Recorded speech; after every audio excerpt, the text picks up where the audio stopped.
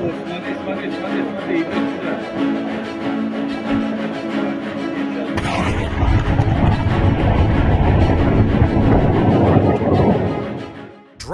are the new warfare. In Ukraine, they're causing 66% of Russia's military equipment losses and 80% of all Russian frontline casualties. Beyond the war zone, Ukrainian drones are hitting targets deep inside Russia, including the capital of Moscow. And to Putin's dismay, the Ukrainians now have the capability to produce 10 million drones annually. So what's this new technology that has changed the war in Ukraine? And how could it be the future of warfare? First of all, let's try to go back and understand where these drones came from. The Ukraine war is the first real drone war on such a massive scale, but drone technology is surprisingly old. In 1849, the Austrian military tried to use unmanned hot air balloons with a time-fuse bomb to try and attack Venice. It failed, but they were ahead of their time. Decades later, in World War I, when combat aircraft were introduced, countries started to experiment with unmanned systems. In Britain, they created the Unmanned Aerial Target in 1917, the world's first radio-controlled drone. It never saw combat, but the concept was proven. Over in the US, they did the same thing with the Kettering Bug, an unmanned radio-controlled kamikaze aircraft. After the war was over, the experimentation didn't stop. The British Queen Bee aircraft, first flown in 1935, was probably the first ever drone as we know it. Now, the first real war use of drones happened in World War II. Or, well, that depends on what you call the drone. The German V-1 flying bomb looks like half a drone and half a cruise missile. It could carry a 1,900-pound warhead with an operational range of 160 miles or 250 kilometers. These V-1s were used for a war of attrition against England, terrorizing the capital of London. Sometimes the Germans launched more than 100 V-1s a day. Sounds pretty familiar for people watching the news today. But you could also argue that the first drones were only used in the Vietnam War with the American Lightning Bug drone. It was a remote-controlled reconnaissance aircraft launched from a mothership and recovered by helicopters midair. Because of the rise of camera and sensor technology, there was no reason to put personnel and expansive aircraft at risk for information gathering. In total, 1,106 of these drones were used in Vietnam to fly 3,345 sorties. However, after the Vietnam War ended, the drone project was put on the shelf by America. But over in Israel, innovation continued at a rapid pace, largely because of their need for military technology during the Israeli-Arab Wars. In the 1970s, the Israelis developed the revolutionary IAI Scout and the Tadiran Mastiff drones. These drones contributed tremendously to Israel's reconnaissance and surveillance capabilities. The Americans were inspired, and together with Israel, they developed the pretty similar RQ-2 Pioneer drone. It was later used in the Gulf War to spot Iraqi artillery positions. Famously, in 1991, 40 Iraqi soldiers surrendered on camera to one of these Pioneer drones, making it the first time in history that humans surrendered to a machine. Pretty scary stuff. But drone technology was about to get even scarier over the following years. In the 90s, General Atomics developed the revolutionary MQ-1 Predator drone. The drone weighs more than 2,200 pounds. It has a wingspan of more than 48 feet and a range of nearly 800 miles and an endurance of 24 hours. Behind the system was the Israeli engineer Abraham Karim, called the father of drone technology. Later, General Atomics figured out you could also put a Hellfire missile on the Predator to do remote strikes. This was a game changer, especially during the War on Terror. The Predator hit targets in Afghanistan, Iraq, Pakistan, Somalia, Yemen, and later in Syria. According to the Bureau of Investigative Journalism, the US has conducted more than 14,000 drone strikes since 2002, killing up to 17,000 people, including up to 2,200 innocent civilians. Understandably, this has also drawn a lot of criticism. What makes this even more off-putting is that many of the drone operators were based in the US. They were making life-or-death decisions from thousands of miles away, connected via satellites. But that's also what makes drones so powerful. You don't have to put boots on the ground risking your own soldiers' lives. And because these drones can monitor an area for hours on end before a strike, they end up being far more precise than regular airstrikes. In recent years, these drones have only gotten more lethal, with the advent of the MQ-9 Reaper. It's named after the Grim Reaper for a reason. Other countries have been catching up to these US drone capabilities, though. This includes Turkey, with its Bayraktar drones, and China with its Winglong 2 design. Interestingly, Iran has also gotten pretty good at the drone game as well. They've been pioneers in the field alongside Israel, first using drones in the 1980s in the Iran-Iraq War. Iran is now most famous for the Shahed suicide drones. We'll cover that later because they're also used by Russia. Because of the proliferation of military-grade UAVs, they started to be used in wars around the world. The civil war in Libya was one of the first conflicts where both sides had massive deployments of drones. The conflict saw nearly 1,000 drone strikes, with Turkish Bayraktars on one side and Chinese Wing-Long drones supplied by the United Arab Emirates to the other. According to the UN, the Libya war also recorded the first deadly strike by an autonomous weapon system, basically a killer robot. This goes against the human-in-the-loop principle, which is very worrying. But militaries all over the world took note that drones were the new way of fighting wars. In the 2014 Donbass conflict between Ukraine and Russia, drones were heavily adopted, albeit at a smaller rate than today. In the 2020 Nagorno-Karabakh conflict between Armenia and Azerbaijan, drones were also adopted, but on a scale never seen before. It was mostly because they started to use simple commercial drones in very large numbers. In military jargon, these drones are called COTS drones, or commercial off-the-shelf drones. And this requires some explanation, because up to this point, we've only talked about the big military developments in the drone world. But starting in the 2010s, the commercial drone industry exploded. And there's one company behind this, namely the Chinese DJI Technology Corporation. They started to make drones with a price tag of a few $1,000s, cheap enough to start selling to consumers and businesses. Nowadays, commercial drones are a $32 billion industry, and DJI has a monopoly with a market share of over 90%. The growth opportunities are massive. But the thing is, these DJI drones weren't just useful for civilian purposes. The first to figure this out were ISIS terrorists based out of Iraq and Syria. They bought a couple of Chinese drones, put grenades on them, and then flew them over to their unfortunate victims. They also used drones to spot their targets remotely.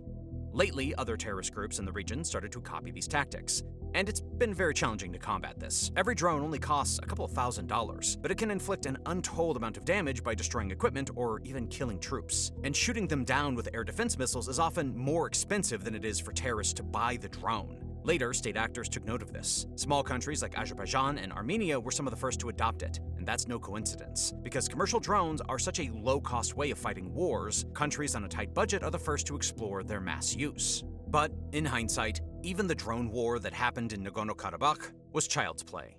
Because the war in Ukraine, starting in 2022, saw drone warfare on a scale nobody ever imagined. It started right when the Russian troops rolled in.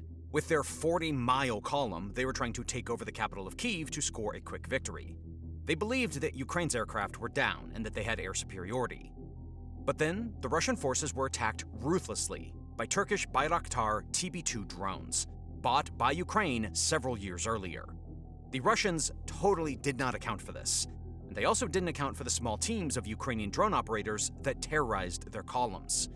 At night, they drove through forests on quad bikes, with a few simple reconnaissance drones and some drones with small grenades. They routinely spotted the Russians and hit a few vehicles in front of the column. When the column was bogged down on the road, they called in an artillery strike. Because these drone tactics were so unconventional, the Russians didn't know how to deal with it, and the Russian assault on Kyiv turned into a total disaster. Later, the Russians tried to take Ukraine again with a slow and steady attack on the eastern front. The Ukrainians were faced with an overwhelming amount of Russian troops, armor, and artillery. Conventional military thinking would say that the Ukrainians stood no chance. But as it turns out, conventional thinking doesn't really work anymore. That's because the Ukrainians figured out how to use drones to destroy pretty much anything the Russians have. So, let's take a deep dive into Ukraine's drone arsenal, because it has single-handedly changed the nature of warfare. The most common drones are by far the commercial off-the-shelf drones, the COTS we've talked about earlier, specifically the Chinese DJI Mavic drone. They're used for surveilling the front line, reconnaissance missions, and small-scale attacks. Because of their low price point, the Ukrainians can afford to lose thousands of these per day. They're also a high return on investment. These drones help to locate Russian units and armor to direct very precise artillery strikes. Even though the Ukrainians don't have as many artillery shells or howitzers as the Russians, these drone capabilities have allowed the Ukrainian military to be much more precise. The drones themselves are also lethal because Ukrainians put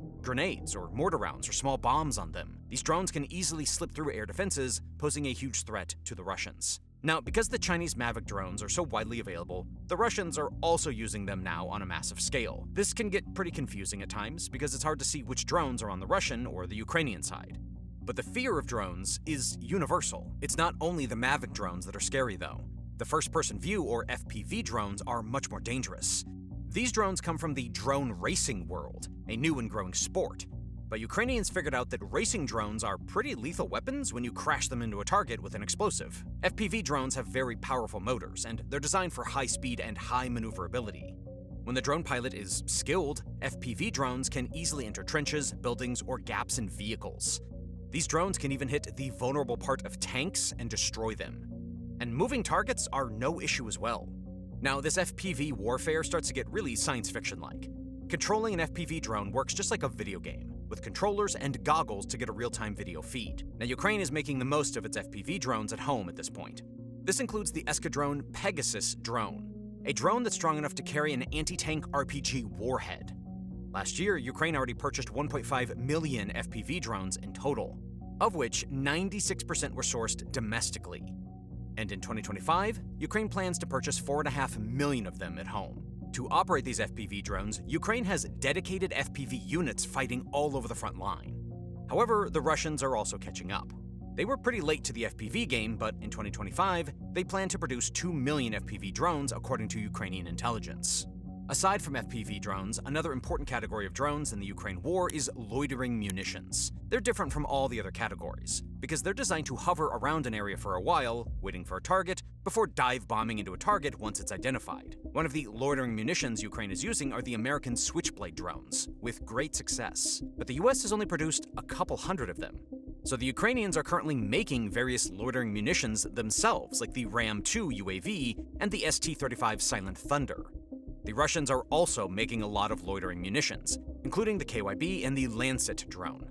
But because these loitering munitions are far more complex than other types of drones, they're not as widespread. Slightly simpler types of drones are one-way attack or OWA drones. In the news, they're often called suicide or kamikaze drones. What separates these drones from precision-guided missiles is pretty vague, but they're usually propeller-driven, they fly way slower, and they have more of an airplane-like design. The Russians are infamous for using these suicide drones, especially Iranian-designed models.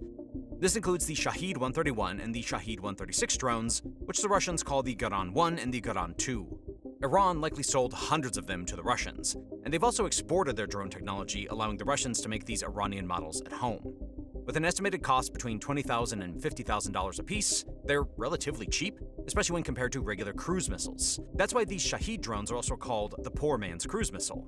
But they should be taken very seriously, because ever since 2022, Russia has used these suicide drones to strike Ukrainian cities, including Kyiv. In 2024 alone, 1,300 drones attacked Ukraine's capital city, with strikes occurring nearly 4 times a week on average. They've also been used to attack civilian energy infrastructure. These Russian drone strikes have gotten even more intense in recent months, with attacks of more than 500 drones at a time targeting various cities. The vast majority of these drones are shot down by Ukrainian defenses. But that's exactly the point. The goal is to saturate Ukraine's air defenses, to allow just a few drones to go through. And when the drones are combined with a few missiles, like what happened during a recent mass-scale attack, it's even more lethal. The attack killed at least 23 people, injured dozens more, and destroyed several buildings. On top of the terror it inflicts on the Ukrainian population, it's also a very effective tactic of attrition. It generally costs more for Ukraine to shoot down these drones than it does for Russia to make them. But because civilians are at risk, Ukraine has no choice but to do everything it can to defend against the drones. We'll take a closer look at this drone defense conundrum later. But first, we also have to look at the Ukrainian one-way attack drones, because they've been catching up and seriously hurting the Russian side. The Ukrainian defense industry has conjured up many rivals to the Shaheds, including the AQ-400 Saif, the UJ-26 Beaver, and the brand new Marak drone.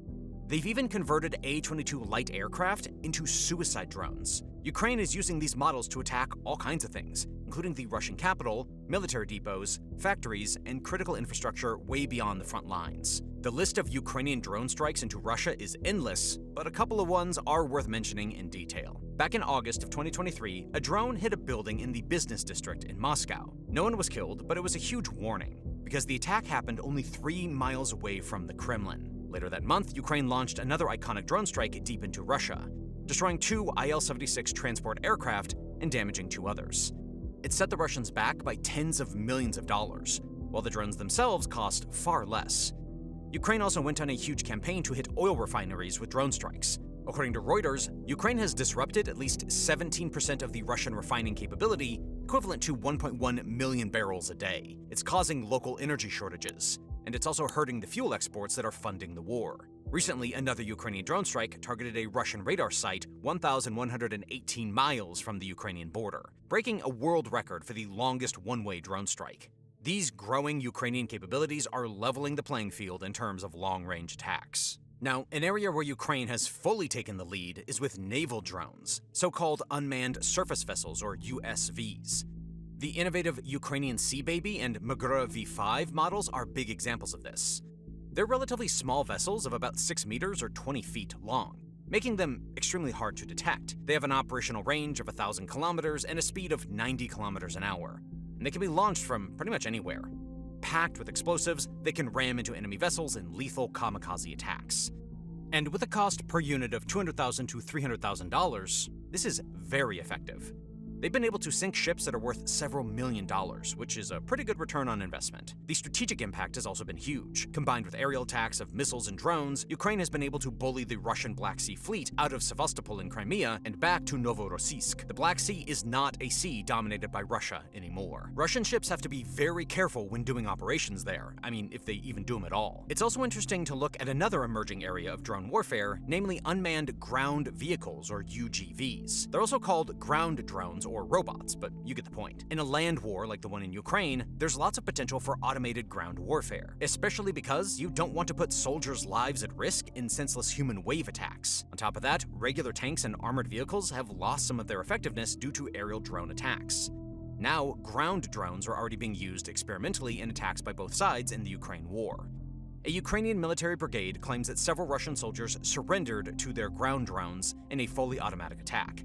The Ukrainian Ministry of Defense plans to deploy 15,000 ground drones to the battlefield by the end of 2025 already. This includes small ground kamikaze drones to attack trenches, bunkers, or tanks, but also mine-clearing drones or logistics drones. The Russians also see the potential of this, and they're even testing autonomous T-72 tanks as a far more lethal ground drone system. Still, in innovative fields like FPV drones, naval drones, and ground drones, the Ukrainians have definitely taken the lead. And it's worth briefly looking at the reasons for this, because it might seem counterintuitive. After all, Ukraine is a much smaller country, with a much smaller defense industry compared to Russia. But Ukraine has one advantage, namely a thriving startup culture. Hundreds of different Ukrainian entrepreneurs have founded drone startups, and these innovative businesses have found incredibly cheap and easy ways to make drones. In terms of the military drone industry, Ukraine is now world-class. Meanwhile, the defense industry in Russia is very much state-directed. Drone innovation and production is largely directed by the Kremlin. As a result, the contracts are given to old and entrenched defense companies, which leads to a lack of competition and innovation, slowdowns, and high production costs. On top of that, Russia has a tough time getting access to electronics due to the international sanctions. They often have to be smuggled, which slows down Russia's supply chains. But the biggest reason why the Ukrainians have gotten ahead with drones is that really, they have no choice. In many other areas, Russia has an advantage, and there's not a lot Ukraine can do about it. On some parts of the front line, Russia has up to a 5-to-1 troop advantage. The Russians also have an advantage in tanks, armored vehicles, and artillery due to their enormous war economy. They have way more missiles and a staggering advantage in artillery shells. But still, Ukraine has been able to prevent big Russian advances for years on end. That's because drones have made traditional tactics ineffective. Tanks can't go on the offensive, and regular troops are even more vulnerable. Even artillery positions, miles behind the front lines, aren't safe. As a result, the Russian invasion has become very costly, and it didn't achieve its objective of capturing the whole country. As we'll cover later, these revolutionary changes in warfare will also have an impact on the rest of the world. But first, we should look at the possible ways to combat these drones, because these methods are also rapidly emerging. As we've already covered, traditional air missile defenses aren't as useful here. It's possible to shoot down these drones with missiles, but it's not cost-effective, because the missiles are often more expensive than the drone. For example, Patriot missiles already cost $4 million apiece. That's why Russia and Ukraine have searched for creative alternatives. One of these alternatives is putting drone nets and drone cages around trenches and vehicles. They're cheap defenses against cheap threats, and most of the commercial off-the-shelf drones can be countered with this. However, they're not foolproof against FPV drones or kamikaze drones. That's where electronic warfare comes into the picture. This stuff gets pretty complicated, but basically you can use your own electronic signals to disrupt the signals between an enemy drone and its operator. The enemy drone operator loses control and the drone crashes or goes into a failsafe mode. Similarly, you can also jam a drone's satellite connection, or you can give fake satellite signals to trick drones, which is called spoofing. In Ukraine, electronic warfare has gotten very intense,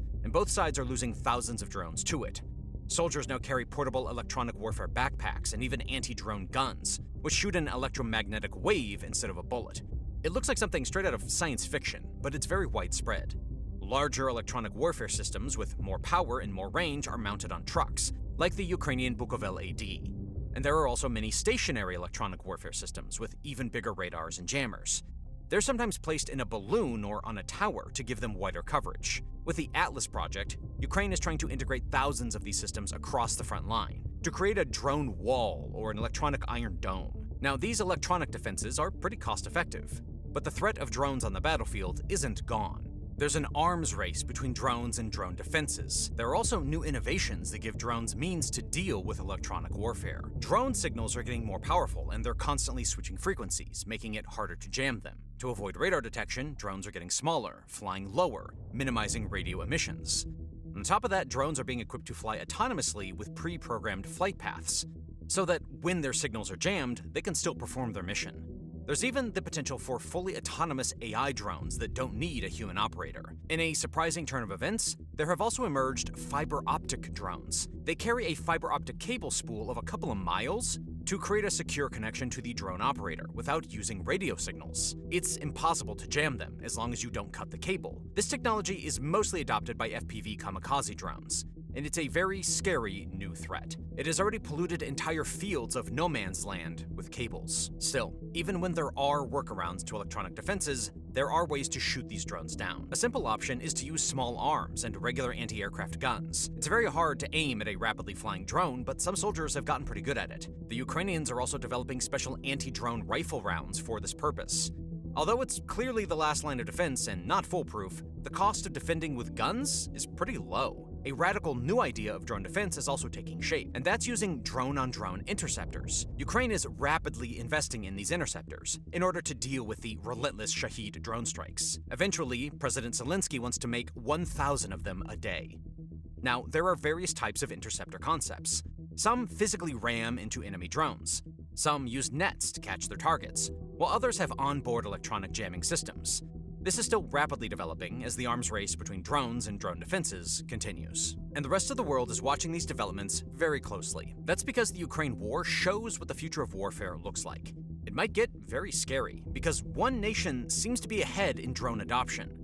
That nation is China. Just the sheer numbers of drones they're making should be concerning. Although it's not public, China's drone production is definitely in the millions per year because of the company, DJI Technologies, that we've already mentioned. And just to get the facts straight, this was directly funded by the CCP, who gave massive subsidies to DJI so that it would take over the market. There's no doubt about why they did this. China understands the dual-use nature of drones. The country that takes over the civilian drone industry could also take over the military drone industry. In the case of a war, all of the Mavic drones China is making could be used to fight. And the same factories, supply chains, and engineers that are currently making Mavics can also be used to produce long-range attack drones, FPV kamikaze drones, and loitering munitions. Meanwhile, China's biggest rival is far behind. In the US, companies are making fewer than 100,000 drones a year, according to the New York Times. That's peanuts compared to what China is making, or even compared to Ukraine and Russia. From a security point of view, that's a big problem. No one wants an armed conflict with China, but when it happens, the US could be at a major disadvantage. For this reason, the House of Representatives tried to ban DJI from the US markets before, although it didn't pass the Senate because there was no competitor on the market for consumers. Still, it's clear that the Pentagon has to radically shift its defense policy to deal with this, and it needs fast innovation and expansion in the drone industry. President Donald Trump recently signed an executive order called Unleashing American Drone Dominance, which could have a big impact. You see, the US has no shortage of drone companies, with 500 of them competing in the same space. They're startups founded by ambitious entrepreneurs who understand the civilian and military potential that drones have. But up to this point, they've not been too successful. They can't compete with the low price point of DJI, which has lower manufacturing costs and lots of CCP subsidies. Another big hurdle in their way are the regulations from the Federal Aviation Administration, or the FAA. Basically, there are too many rules, and they're moving too slowly. One of those rules is a restriction on flying beyond visual line of sight, or BVLOS. Obviously, drones are meant to operate beyond your line of sight, but drone companies have to get a lot of waivers in order to do that. Of course, that's meant for people's safety, because you don't want drones flying around everywhere for safety. But this is also a national security issue. The US might not be able to defend its interests if it can't build these drones. To prevent this, the first step is cutting the FAA red tape, which is already happening following the executive order. And the second step is that the Pentagon places a lot of orders at these drone companies, which is also happening.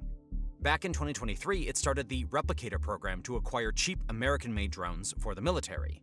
The Pentagon plans for every combat division in the US Army to have drones by 2026. Eventually, every division is going to have thousands of drones at their disposal. Once the manufacturing capability is there, it would make sense to build up a huge stockpile of these systems to prepare for a potential conflict. Now, we do need to look at another possibility. The US doesn't need to make all of these drones it buys domestically. Instead, it could also buy drones from its allies, including Ukraine. Because of its wartime innovations, Ukraine has established a world-leading military drone industry, and they're making these drones at pretty cheap prices as well. Last year, their production numbers were 2.2 million.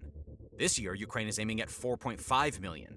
And as we've already mentioned, their production capacity is 10 million, according to Ukraine's Deputy Ministry of Defense. That's not too far behind China. Of course, Ukraine would only be able to sell drones to the US and others once the war stops. But when it does, the Ukrainian drone industry becomes very useful for Ukraine's allies. Exporting these drones abroad could also be a way to rebuild the Ukrainian economy. But of course, the Pentagon could never be overly reliant on Ukraine for drones, because drones are vitally important for national security. However, drone manufacturing alone doesn't give us the whole picture. It's also very important for the Pentagon to rethink its overall defense strategy. One of the big questions is how useful legacy systems will be in the future. We're talking about Abrams tanks, F-22 and F-35 fighter jets, submarines, destroyers, aircraft carriers, and more. They're all at risk of being replaced by unmanned systems one way or the other, because unmanned systems could be cheaper and more effective. It might seem like a far stretch, but a couple of examples prove the point. AI-powered fighter jets already exist, and they can deal with way more G-forces than a manned aircraft. AI-powered armored vehicles and tanks are also in development. Over in China, they've made the first ever AI-powered drone carrier, replacing the traditional aircraft carrier concept. Now, we can't really know whether the future of warfare will be fully robotic or not, but the limitations of AI and unmanned systems aren't known yet. But for now, it doesn't seem smart to continue investing billions of dollars in traditional manned systems. To hedge its bets, the US Air Force is experimenting with manned-unmanned teaming. It's spending a lot on the Loyal Wingman, a combat drone that collaborates with fighter jets and bombers. General Atomics and a relatively new company called Anduril are currently developing designs, called the YFQ-42A and the YFQ-44A. Eventually, the US plans to buy 1,000 of them, 2 for every advanced fighter jet. Powered by AI systems, the Loyal Wingmen are going to improve situational awareness in combat and perform risky operations without putting pilot lives at risk.